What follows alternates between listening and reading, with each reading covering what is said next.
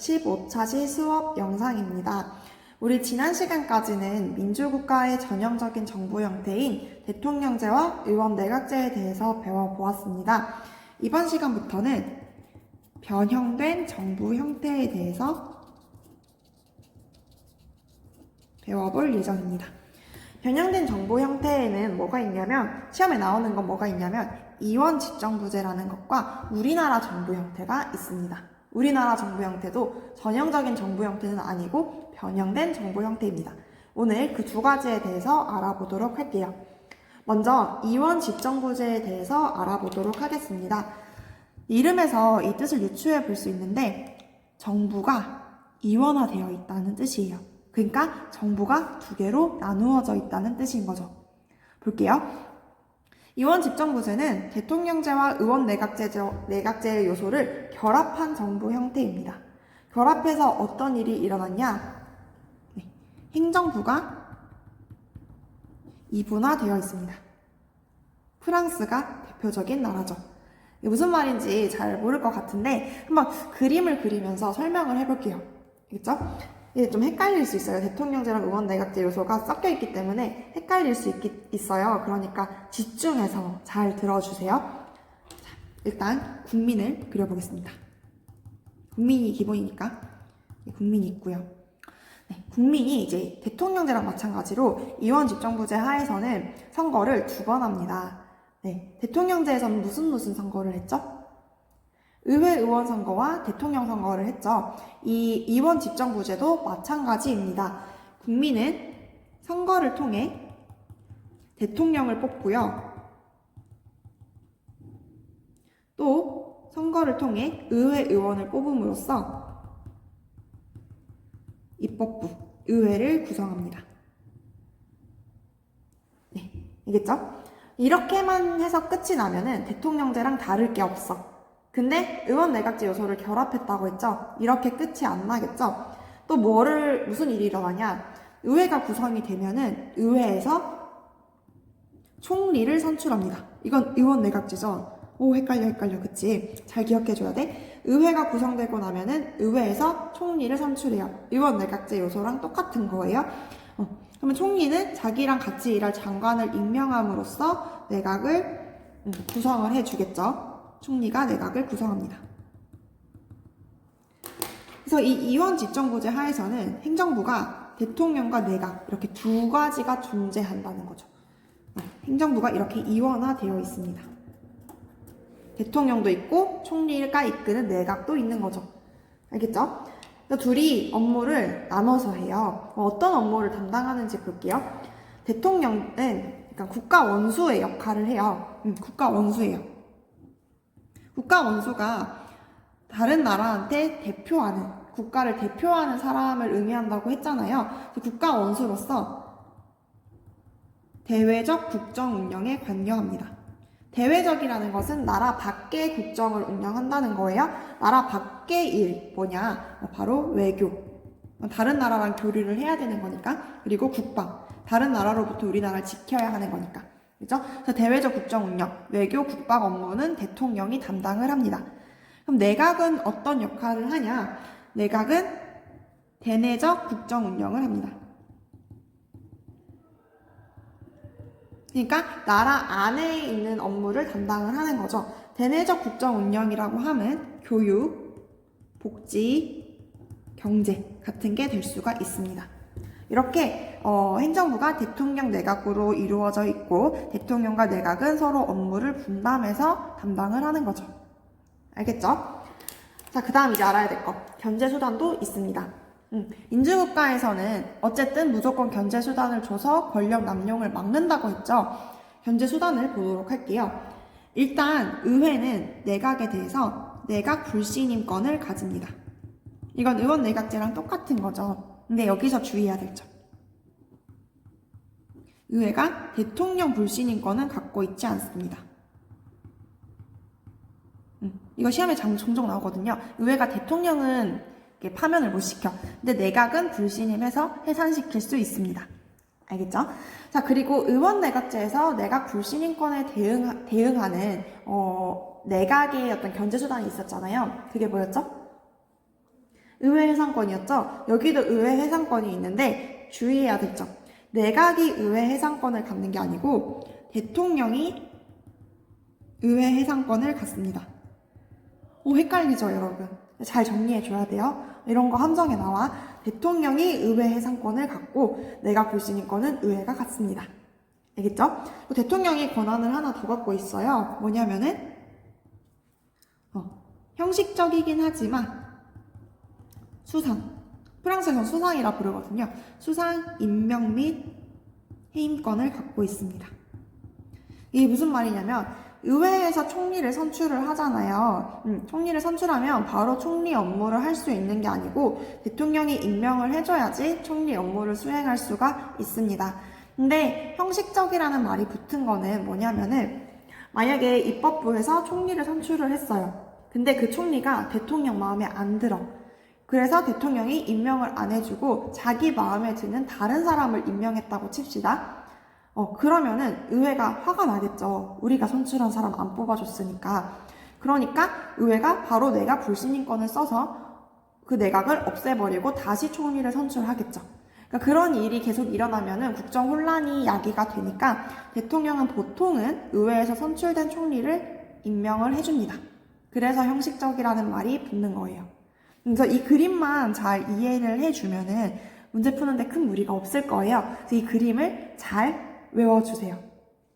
그럼 이 그림을 바탕으로 옆에 내용을 정리해 보도록 할게요. 정부가 대통령과 총리로 이분화된다고 했습니다. 대통령은 누가 선거한다고 했죠? 네, 국민선거를 한다고 했습니다. 대통령은 국민선거를 통해 선출이 됩니다. 그리고 두 가지 권한을 갖고 있다고 했죠. 견제수단, 어떤 견제수단을 갖는다고?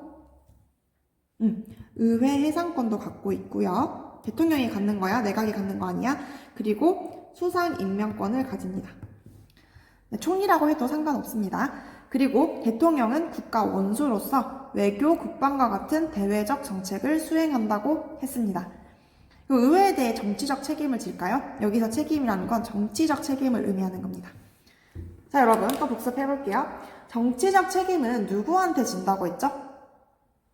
날 뽑아준 사람한테 진다고 했습니다. 그죠? 그럼 의회가 대통령 뽑아줬어요? 아니지. 그래서 의회에 대해서 정치적 책임을 질 필요가 없고요. 대통령은 국민에 대해서 집니다. 알겠죠? 그다음 이제 총리 볼게요. 총리는 어디에서 선출된다고? 의회에서 선출된다고 했어. 의회에서 선출이 되고 누가 임명해준다고? 대통령이 임명을 해줘야 된다고 했어. 근데 이거는 형식적인 임명이라고 했습니다. 그럼 선출이 되면은 총리는 자기랑 같이 일할 강요를 임명함으로써 내각을 구성합니다. 그리고 이 총리는 대내적인 국정 운영 관련 권한을 행사합니다. 교육, 복지, 경제 분야 등에 대해서 권한을 행사하는 거죠. 자, 그리고 의회에 대해서 책임을 지나요? 이것도 정치적 책임을 묻는 겁니다.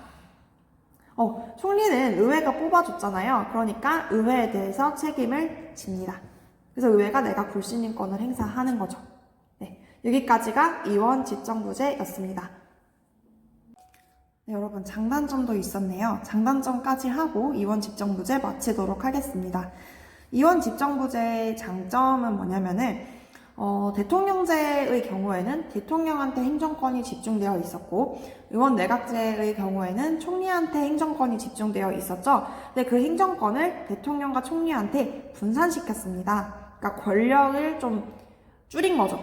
그러다 보니까 권력 집중에 따른 폐해를 막을 수가 있습니다. 근데 단점도 있어. 이원 집정부제 하에서는 나타날 수 있는 상황이 두 가지가 있는데 대통령 소속 정당과 총리 소속 정당이 일치하는 경우가 있을 수 있고요. 대통령 소속 정당과 총리 소속 정당이 일치하지 않는 경우가 발생할 수가 있습니다. 두 케이스를 나눠서 보도록 할게요. 대통령 소속 정당과 총리 소속 정당이 일치할 경우에는 대통령 독재의 위험이 있습니다. 왜 그렇냐? 둘이 정당이 똑같잖아요. 그리고 대통령이 수상을 임명할 수 있는 권한을 갖고 있어요. 그러니까 정당이 다르면은 대통령이 마음대로 수상을 임명하기가 힘들 텐데 정당이 같으면은 대통령이 자기가 원하는 총리를 임명할 가능성도 있습니다. 그렇게 돼버리면은 대통령의 권한이 너무 막강해지고 총리는 대통령이 어찌 보면 수하가 되는 거죠. 그래서 대통령 독재의 위험이 있습니다. 네, 대통령 소속 정당과 총리 소속 정당이 일치하지 않을 수도 있어요. 왜냐하면 선거가 다르니까 대통령 선거는 국민들이 따로 하는 거고 또 총리 같은 경우도 의회 의원 선거 결과를 바탕으로 선출이 되는 거잖아요. 그러니까 당연히 일치하지 않을 수 있겠죠. 이런 경우를 동거정부라고 합니다. 동거정부가 나타나면 어떤 문제가 발생할 수 있냐면 정부에 대통령이랑 총리 같은 우두머리가 두 명이 있는 거잖아요. 그렇기 때문에 둘이 대립을 해서 정치적으로 혼란스러운 상황이 야기될 수가 있습니다. 네, 잘 정리해 두세요. 네, 지금부터는 우리나라 정부 형태에 대해서 알아보도록 하겠습니다. 우리나라 정부 형태 역시 변형된 정부 형태 중 하나라고 했죠. 우리나라 정부 형태에 대해서 자세히 알아보기 전에 일단 우리나라 정부 형태의 변화 과정에 대해서 알아보도록 하겠습니다. 네, 한국사를 조금 가미한 수업이라고 생각하면 될 것 같아요. 여러분 다 배운 내용이기 때문에 정부 형태에 집중해서 들어주면 될 것 같습니다. 자, 우리나라 정부 형태, 최초의 정부 형태는 이제 제헌헌법에서부터 출발이 되는데, 아시죠, 여러분? 우리 언제 독립했어? 일본으로부터. 1945년에 독립을 했고, 1948년에 최초의 헌법인 제헌헌법이 등장하게 됩니다. 이때 채택했던 정부 형태는 바로 대통령제예요. 대통령제는 대통령제인데, 의원 내각제 요소를 가미한 대통령제였습니다. 네. 그리고 나서 이제 이걸 계속 유지하다가 3차 개헌 때 조금 바뀌어요. 많이 바뀌어요. 그러니까 1차, 2차 개헌은 한국사 책 찾아보시고 이제 3차 개헌 할 거예요. 3차 개헌 때 왜 바꿨냐? 여러분 혹시 3.15 부정선거 아시나요? 3.15 부정선거 들어봤죠? 이승만 전 대통령이 자기 정당 사람을 부통령으로 만들고자 부정선거를 실시하셨습니다. 네. 그걸 알게 된 국민들이 막 분노하면서 일으킨 혁명이 하나 있었죠. 그게 뭐였죠? 네, 다 알죠? 한국사 공부 열심히 했죠? 4.19 혁명이에요. 4.19 혁명이 일어났어요. 4.19 혁명을 계기로 어떤 생각들이 등장을 했냐면 대통령한테 너무 많은 권한이 주어져 있다. 대통령 독재 위험이 있다. 정부 형태를 바꿔야 한다라는 생각이 등장하게 됩니다. 그래서 정부 형태를 바꿉니다. 대통령제 아니면 뭐겠어? 의원 내각제겠죠? 그래서 우리나라 처음이자 마지막인 의원 내각제가 채택이 됩니다. 그래서 그 결과 만들어진 정부 형태가 정부가 장면 내각이었어요. 이 사람은 총리예요, 총리. 보통 우리 이승만 정부, 박정희 정부, 전두환 정부 이렇게 대통령을 앞에 붙이잖아요. 여기서는 총리가 앞에 있어. 왜냐? 실질적인 권한은 의원 내각제 하에서는 총리니까. 장면 내각이 만들어져요. 근데 장면 내각이 일을 잘 못했어요. 그래서 국민들이 진짜 분노가 막 쌓여 있었던 상황이에요. 그때 등장한 사람이 있죠. 이 불만을 눈치채고 등장한 사람이 바로 박정희 전 대통령입니다. 박정희 전 대통령은 우리나라는 아직 혼란스러운 국가이고 강력한 지도자가 필요하다라고 외치면서 5.16 군사정변을 일으킵니다. 5.16 군사정변을 일으킨 다음에 다시 개헌을 합니다. 이게 4차 개헌이에요. 몇 차인지는 굳이 외울 필요 없어요. 4차 개헌을 해요. 그리고 대통령제로 다시 바꿉니다. 의원내각제는 진짜 잠깐 실시되고 폐지됐어요. 우리나라는 거의 대통령제를 계속했다, 시행했다라고 생각하면 됩니다. 어쨌든 4차 개헌 이후에는 대통령제가 쭉 유지가 됩니다. 네. 이게 진짜 정치적으로 많이 얽혀있다 보니까 말하기가 굉장히 조심스럽네요.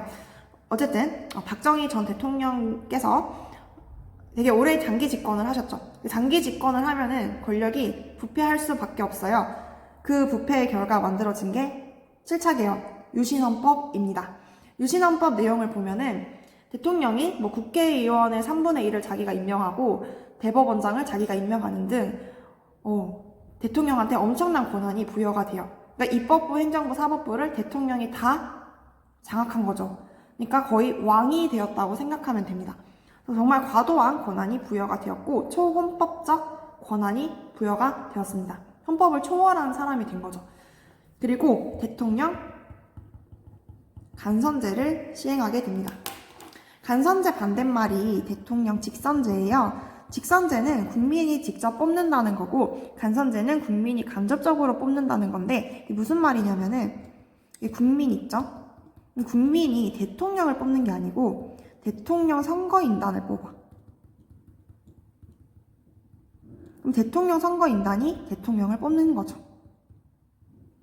근데 이거 뭐 역사 공부 열심히 한 분은 알겠지만 대통령 선거인단이 대통령이랑 다 친한 뭔가 뭐 교류가 있는 사람들로만 구성이 됐어요. 그 말은 뭐냐면은 대통령이 계속 해먹겠다는 거예요. 자기랑 친한 사람들로만 선거인단을 구성해 놓고 그 사람들로 하여금 자기를 계속 뽑게 하겠다는 거죠. 무슨 말인지 알겠나요? 그러니까 국민의 어떤 의사가 제대로 반영되기가 쉽지 않은 구조인 거죠. 그래서 7차 개헌을 통해 이렇게 바뀌었습니다. 네. 근데 이제 권력이 지속되면 부패한다고 했잖아요. 그 부패에 대해 분노하는 사람들이 점점 등장하게 되었고 그 결과 김재규 씨가 박정희 전 대통령을 암살하게 됩니다. 그렇게 되다 보니까 자연스럽게 유신체제는 폐지되게 된 거죠. 그러면 또다시 권력의 공백 상태가 생기게 된 거죠.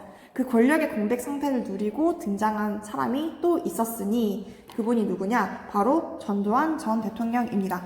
전두환 전 대통령은 12.12 사태를 일으켜서 권력을 장악하게 됩니다. 그리고 또 헌법을 개정해요. 이게 8차 개헌입니다. 8차 개헌의 내용은 뭐였냐면 대통령 간선제는 그대로 유지합니다.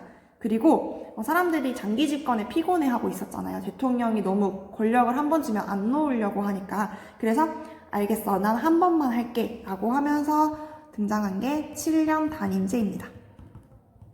그러니까 7년 한 번만 하고 물러나겠다는 거예요. 단임제는 대통령을 한 번만 하는 거죠. 이 단임제랑 대비되는 말은 연임제 또는 중임제인데요. 연임제 같은 경우는 2번 연속을 할 수 있다는 거예요. 3번까지도 안 되고 중단했다가 다시 하는 거 안 돼요. 미국 같은 경우는 4년 연임제여가지고 4년을 2번까지 할 수 있어요. 연속으로. 중임제는 뭐냐면은 연속일 필요는 없고 2번까지 할 수 있는 거. 연속은 아니어도 되는 거. 이게 중임제입니다. 어쨌든 이때 7년 단임제로 바뀌게 되었죠. 근데 이 사람도, 그러니까 전두환 전 대통령도 자기 친한 사람을 계속 대통령 시키려고 하고 이 정부도 약간 부패가 좀 있었죠. 그래서 국민들이 막 분노하면서 또 이제 민주항쟁을 일으켰어. 정말 그 유명한 1987 무슨 민주항쟁이었죠? 예, 한국사 때 다 배웠죠? 6월 민주항쟁을 국민들이 일으킵니다. 대통령 제발 우리가 뽑게 해달라고. 이거 원래 안 들어주려고 했는데 진짜 전국적인 반발이 일어나다 보니까 9차 헌법 개정이 이루어졌죠. 이 9차 헌법 개정이 지금까지 쭉 이어져 오고 있는 겁니다. 근데 이때 만든 헌법이 진짜 잘 만들었다고 해요. 잘 만든 거라고 해요. 그래서 꽤 오랜 시간이 지났는데도 아직 개정을 안 하고 있는 거죠. 그래서 9차 개헌의 결과 어떤 정부 형태가 정착이 됐냐? 대통령 직선제를 국민이 쟁취해내게 되었고요. 5년 단임제로 바뀌게 되었습니다. 지금 우리나라 정부 형태는 5년 단임제고 대통령 직선제입니다. 5년 한 번만 하고 물러나는 형태인 거죠. 알겠죠? 이 역사는 수능에는 잘 안 나오는데 내신엔 나올 수 있으니까 잘 기억해 두세요. 네, 그러면 이제 우리나라의 정부 형태의 특징을 보도록 할게요. 우리나라 정부 형태는 의원 내각제 요소를 가미한 대통령제입니다. 그러니까 전형적인 정부 형태가 아니라는 거예요. 대통령제를 기본으로 하되 의원 내각제적 요소가 많이 들어있어요. 그래서 우리나라 정부 형태 특징을 쭉 나열해보면 어떤 거는 대통령제 요소고 어떤 거는 의원 내각제적 요소입니다. 그래서 이거를 제가 바로 분류해서 보여줄 수도 있는데 여러분이 먼저 스스로 생각해보면 좋을 것 같은 거예요. 그래서 과제를 내봤어요. 제가 과제를 안 내주겠다고 해놓고 내버렸네요. 이거 진짜 마지막 과제로 하도록 하겠습니다. 구글 링크를 클릭해보면은 제가 우리나라 정부 형태 특징을 쭉 나열해놨어요. 이거를 보고 어떤 게 의원 내각제적 요소인지, 어떤 게 대통령제적 요소인지 여러분이 먼저 한번 분류를 해보세요. 곰곰이 생각해보고. 어차피 우리 의원 내각제랑 대통령제 다 배웠잖아요.